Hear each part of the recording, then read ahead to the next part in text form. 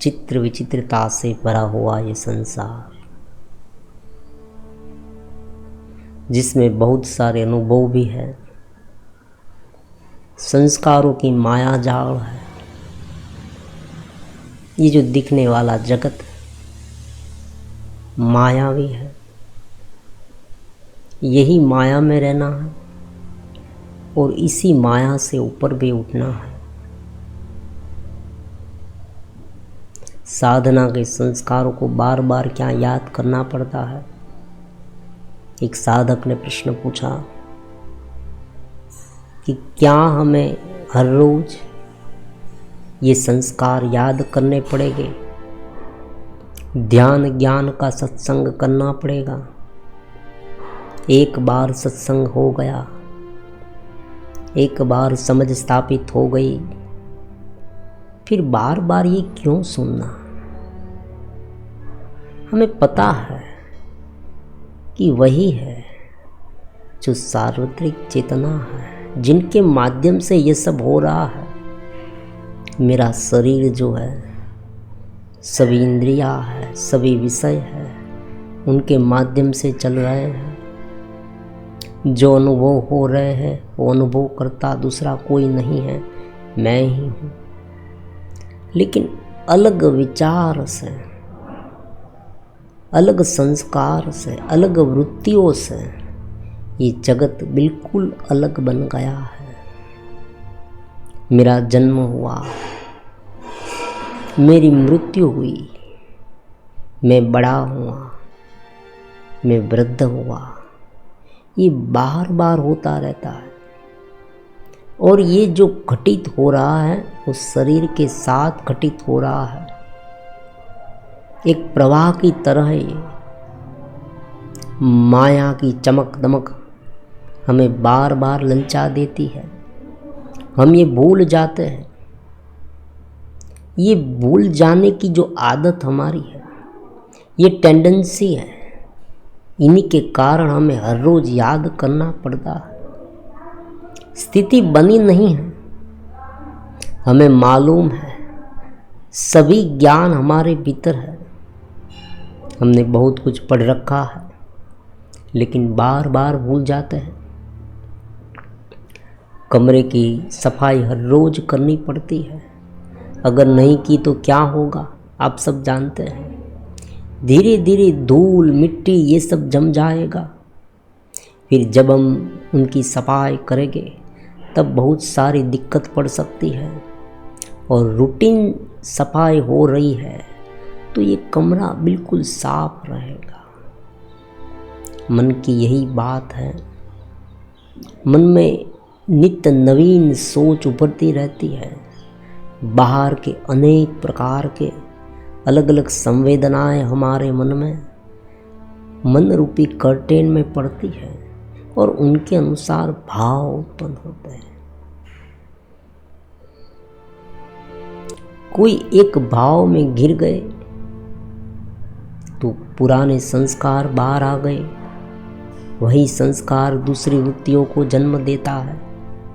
इस तरह से ये विष चक्र जो है उनकी एक दिशा बन जाती है, एक अलग दिशा है। आप देखिए, जब आनंद की अनुभूति हो रही हो, चैतन्य का आविर्भाव में हो रहा हो, दिव्यतम अनुभूति हो रही हो, भगवत भाव जग रहा हो, गुरु के प्रति एक प्रकार का समर्पित भाव जगा है, तब हम ये समझ सकते हैं कि ये दिशा जो है साधना की ओर जा रही है, चैतन्य की ओर जा रही है। लेकिन यही दिशा धीरे धीरे बदल जाती है। जैसे ही कोई अलग प्रकार की सोच उत्पन्न हो, बाह्य दृश्य अलग दिखे। हालांकि ये सब मन के हम सब जानते हैं, लेकिन जो है वो है, इसे समझना बहुत जरूरी है। हमारे जीवन में जो जो हो रहा है उनके अनुसार ही हमें सब कुछ सीखना है। आप देखिए, जीवन में क्या हो रहा है, साधना हम करते हैं तब क्या क्या दिक्कतें आती है। यही दिक्कतें हमें समझाती रहती है कि हमें क्या करना है आगे। गुरु समझाता रहता है, लेकिन साधक जब तक अपने आप कुछ नहीं करता तब तक कुछ होने वाला नहीं है। जो जो ऑब्स्टेकल्स उनके सामने आए, जो जो तकलीफ उन्हें उठानी पड़ी, वो फिर से न आए, वो फिर से उन पर हावी ना हो जाए। कोई एक भाव ऐसा जग गया, उस भाव में हम गिर गए, तो धीरे धीरे यही भाव आगे बढ़ता जाएगा। तो इसी भाव को समझना चाहिए। जितने आप जागृत स्थिति में रहकर उन्हें देखेंगे, ये भाव धीरे धीरे शांत हो जाएगा। अगर नींद में सब कुछ करते रहेंगे ना, तो बरसों बीत जाएगी, कुछ नहीं होगा। तो बार बार साधना की जरूरत क्यों है? जब तक स्थिति नहीं बनी है, सहजता स्थापित नहीं हुई है, भीतर से हम चेतनवंत नहीं हुए हैं, मन विवल है, कब कौन सा विषय हम पर हावी हो जाए वो हमें पता नहीं है। ऐसी स्थिति में हमें हर रोज ये दिव्यता को याद करना पड़ेगा। इसलिए आप देखें शास्त्र में क्या है, शास्त्र ये हमें समझाते हैं कि आपको हर रोज सत्संग करना है। सत्संग के संस्कार धीरे धीरे इतने प्रगाढ़ हो जाएंगे, फिर यही प्रगाढ़ता दिव्यता में परिवर्तित हो जाएगी, अति मनस में परिवर्तित हो जाएगी, चेतनता में परिवर्तित हो जाएगी, और यही चेतनता धीरे धीरे समझ विकसित करेगी। शब्द से जो हो रहा है ना, वो केवल शब्द में रह जाता है। व्यक्ति अपने आप सब कुछ करता है और बाहर से दिखावा करने लगता है। वो ये बताता है कि ये करना चाहिए, वो करना चाहिए, लेकिन जब वो वास्तव में जीवन जी रहा है तब उस तरह से नहीं जी पाता। उन्हें उनका अनुभव इस तरह से नहीं होता। उसे अपनी चेतना में रहकर सारे कार्य करना उनके लिए बहुत मुश्किल हो जाता है, क्योंकि शब्द ब्रह्म उत्पन्न करता है। शब्द हमें नकल कराता है किसी की। शब्द के माध्यम से हमने ये समझ लिया कि ये करना है, वो करना है, सब कुछ, लेकिन अनुभव जनित नहीं है। हमने ये स्वयं अनुभव नहीं किया है।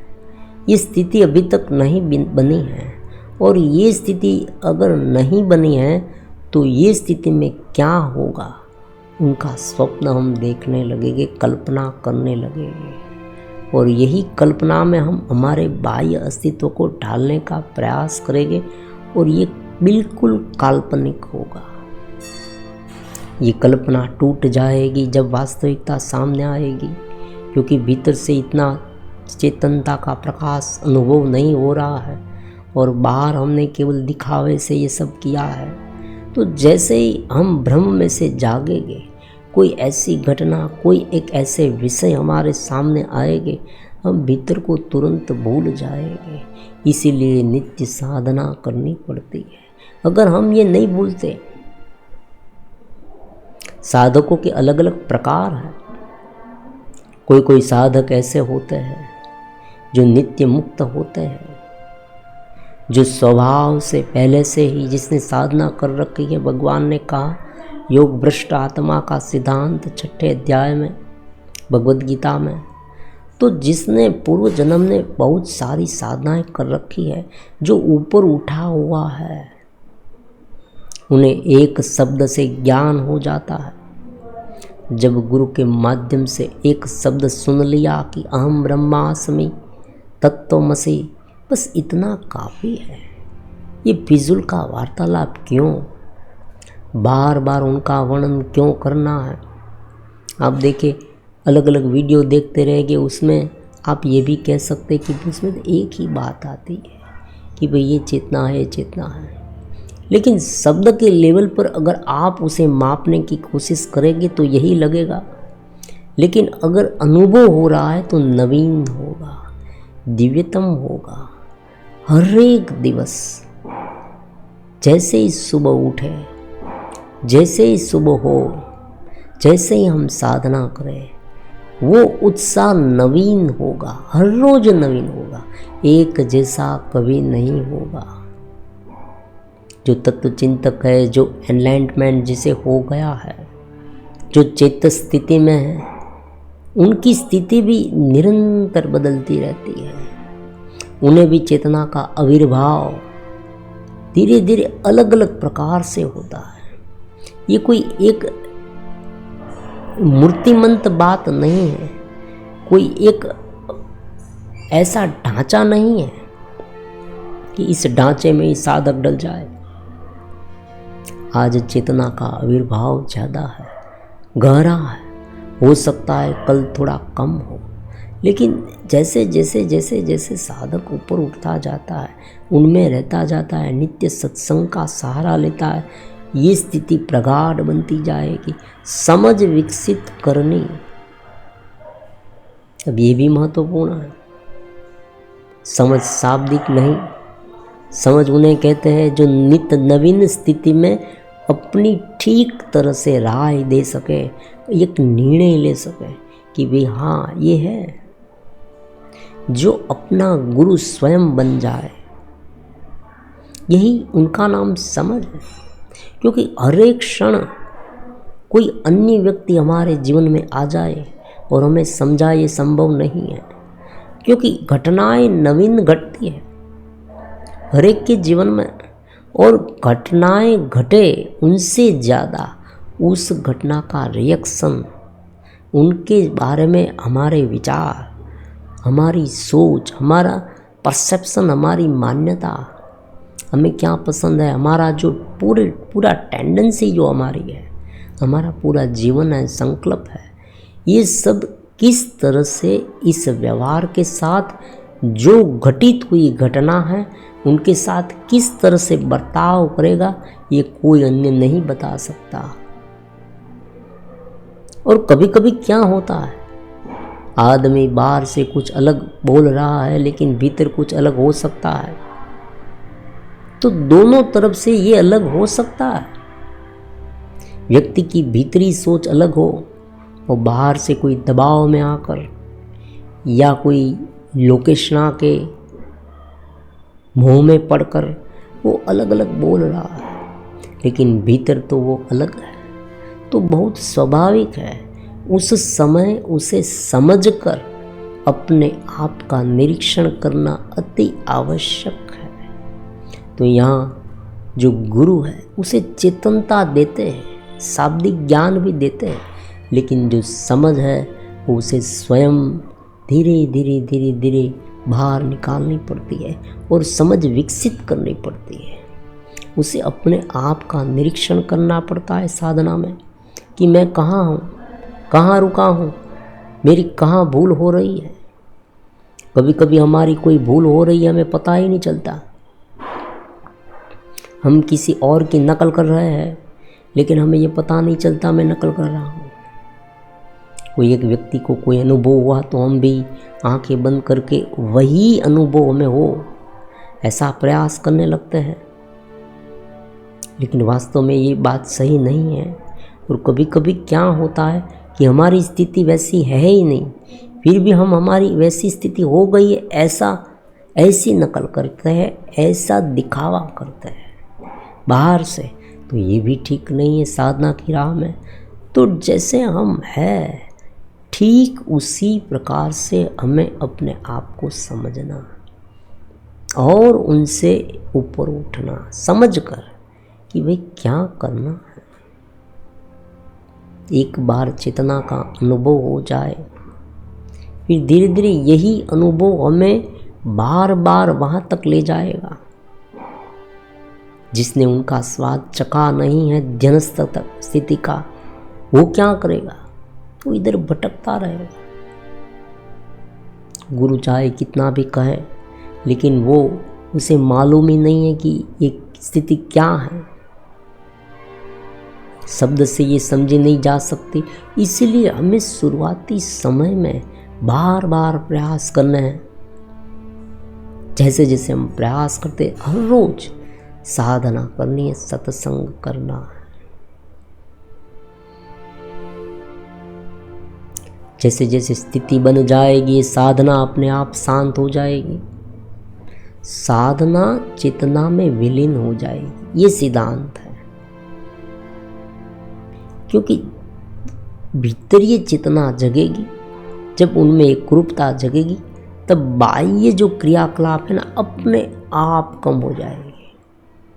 अपने आप साधक जान जाएगा कि भाई भीतर से ये चेतना को प्राप्त करने के लिए ये सब है, उनमें रहने के लिए है। तो ये बाहर का क्रियाकलाप क्यों? अगर व्यक्ति शुरुआत में बंद कर देगा, देखो एक बात ये भी है कि एक व्यक्ति ने ये बताया कि भाई ये ध्यान करना ही क्यों, ये साधना के बारे में सोचना क्यों, और हर रोज ये क्यों करना है? तो उनका कारण एक ऐसा है कि अगर ये हम नहीं करेंगे तो तमस उत्पन्न होगा, तमोगुण उत्पन्न होगा।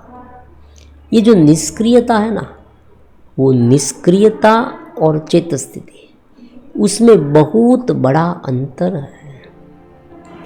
एक व्यक्ति ने मान लिया कि मैं संतोष पूर्ण जीवन जीऊंगा, बस अब कुछ नहीं करना, मुझे संतोषी रहना है। ये जो संतोष है ना, वही मेरा सच्चा धन है। कुछ नहीं करना, मुझे बैठे रहना है। तो यहाँ निष्क्रियता कब उनके जीवन में आ जाएगी उसे पता नहीं चलेगा। मूढ़ता, आलस्य आ जाएगी। चेतनवंत रहना और बैठना और निष्क्रिय बैठना, मतलब मूढ़ स्थिति में बैठना, आलस्य में बैठना, उनमें बहुत बड़ा डिफरेंस है। एक जागृत स्थिति में बैठता है और एक नींद में सोता है। तो ये बैठने की पूरी क्रिया है, कुछ ना करने की जो आदत है, वो आदत भी एक प्रकार से नींद ही है, तमोगुण है। तो अत्यंत रजोगुण, प्रबल तमोगुण, उनसे ऊपर सत्व गुण जो है, जो दिव्य चेतस का आविर्भाव है, यही आविर्भाव को प्राप्त करने के लिए नित्य साधना करनी पड़ती है। और आप देखें, जीवन में बहुत सारी प्रवृत्तियां ऐसी है जो हम हर रोज करते हैं, हर रोज खाना खाते हैं। आज सुबह हमने खाना खाया, फिर कल ऐसा सोचने लगे कि भाई कल तो खाया था, आज क्यों खाना। जो हमारी पसंदगी की वस्तु है वो हम बार बार करते हैं, भोग बार बार करते हैं। भोग का दृश्य एक बार दिख गया तो बार बार व्यक्ति जो विकारी है, जो पौनादि देखता है, वो भी हर रोज देखने लगता है। क्यों देखता है? एक बार देख लिया बस, फिर देखना नहीं, ऐसी बात नहीं होती। वहाँ उसे आदत बन जाती, वो हर रोज देखता है। तो जिस तरह से विषय को हम हर रोज करते हैं, हर रोज भुगतते हैं, उसी तरह से उनका निवारण, उनकी अपोजिट साइड, उनका मारण, उनकी काट हमें हर रोज करनी पड़ेगी। और अगर दृढ़ संकल्प है, कोई व्यक्ति ये भी बता सकता है कि भाई दृढ़ संकल्प से क्या ये हम कटौती ला सकते हैं? हाँ, ला सकते हैं। अगर संकल्प दृढ़ है और अगर मन इस तरह से चेतनवंत बना है, चित्त चेतनवंत बना है, मन का साक्षी भाव इतना दृढ़ है, तो हम इस साधना में रह। आप देखिए, जब आपने ये सुना है, आप जब वीडियो सुनते हैं, जब आप गुरु प्रदेश से जुड़ते हैं, परमात्मा से जुड़ते हैं, कोई भजन सुनते हैं, कोई भावपूर्ण चेतनवंत सोच आपके मन में प्रकट हो रही है, तब आप कितने दिव्य होते हैं, कितने आनंदित होते हैं। जब मन करवट लेता है, जब संस्कार फिर से उत्पन्न होते हैं, तो वही ये जो चेतनता है, वो चेतनता फिर से जैसी थी वैसी अलग प्रकार की वृत्तियों में बंध जाती है, घेरे में गिर जाती है। तो जिस तरह से ये घेरा उत्पन्न होता है, उसी तरह से साधना के संस्कारों को उत्पन्न करने के लिए फिर से हमें साधना का घेरा उत्पन्न करना पड़ता है। ये भी अज्ञान है। ग्रंथ जो है ज्ञान बंध, शिव सूत्र में ये बात बताई गई है कि भी ज्ञान भी बंध है, बंधन का कारण है। ज्ञान बंधन का कारण हो सकता है ग्रंथ वासना। बार बार हम ये शब्द सुनते रहे, अनुभव ना करें भीतर ही चेतना का, और उसमें नहीं रहे, आत्मस्थ ना हो, स्थिति ना हो, केवल शब्द से सब कुछ सुनते रहे, तो ये हो सकता है। व्यक्ति ज्ञान से बंधन में हो सकता है, लेकिन वो इस प्रकार का बंधन नहीं है। ये बेड़िया है वो सोने की। उनका मतलब ये नहीं है कि वो निम्न स्तर का है, वो भी ऊपर उठ सकेगा। वो एक ऐसे स्थिति में है कि जहाँ पर विषय को वो ठीक तरह से कंट्रोल कर सकता है, लेकिन जो स्थिति, जो चेतना की स्थिति उन्हें होनी चाहिए, स्थिति के स्थान पर वो इस शब्द की भ्रमजाल रचता रहता है, उलझता रहता है तर्क से। और कभी कभी ऐसे तर्क भी उठते हैं बुद्धि के कि भाई ये सब जो मैं सुन रहा हूँ वास्तव में सही नहीं है, इनसे आगे कुछ होगा, ये भी तर्क उठ रहा है। तो इस तर्क के जगत में व्यक्ति फंस जाता है। तो इसीलिए नित्य साधना और सत्संग करना बहुत जरूरी है। अब एक अंतिम बात समझ लेते हैं, संस्कारों का प्रकट होना। जो संस्कार है, जो वृत्तियों के साथ बिल्कुल कनेक्ट है, जो हमारा डेटा बैंक है, जिनके साथ हम वर्षों से जुड़े हुए हैं, जो संस्कारों के साथ उनका प्रादुर्भाव होना, वो उत्पन्न होना और उनका निरोध होना, इस दोनों बात को समझना बहुत आवश्यक है। जब कोई भी दृश्य देखना, उनके बारे में सोचना, भाव उत्पन्न होना। देखो 3 बात याद रखे साधना में। देखना मतलब देखना, सुनना, सोचना। जब पहली एंट्री होती है कोई भी विषय की हमारे भीतर, कोई भी विषय हो, शब्द स्पर्श रूप रस और गंध, ये अलग अलग प्रकार के विषय हैं। उनकी पहली जो प्रथम एंट्री होती है वो कोई भी एक इंद्र के माध्यम से होती है। आँखों से कोई दृश्य हमारे मन में धीरे धीरे आया, कानों से हमने आवाज़ सुनी, त्वचा से हमने स्पर्श किया, नाक से हमने सूंघा। तो जैसे ही हमें ये विषय के साथ संपर्क में आए, ये विषय हमारे भीतर आए, कि तुरंत ही कोई एक ऐसा भाव उत्पन्न हो जाए। ये बहुत महत्वपूर्ण भाव उत्पन्न होगा। ये जो भाव है ना, उनके अनुसार पुराने समय में जब हमने ये विषय भुगते थे, तब जो भाव उत्पन्न हुआ था वही संस्कार फिर से बाहर आए।